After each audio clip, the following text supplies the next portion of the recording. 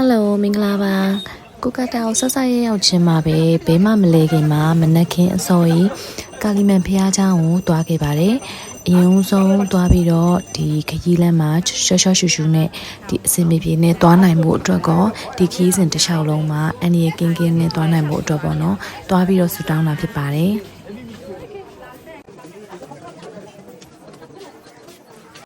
ဆိုလို့ရှိရင်ကာလီမန်ဖះเจ้าကာလီမန်ဖះเจ้าလာဖြစ်ပါတယ်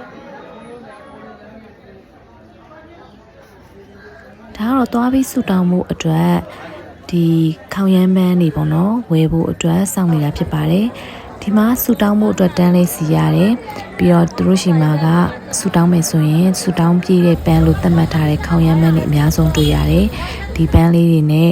ဒါသွားပြီးတော့ပူဇော်ရင်းနဲ့ဒီဆူတောင်းရတာပေါ့နော်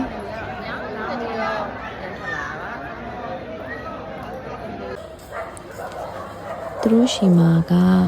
ဒီဖះเจ้าရဲ့ပပတ်လည်မှာလဲဈေးတန်းလေးတွေတွေ့ရမှာပါ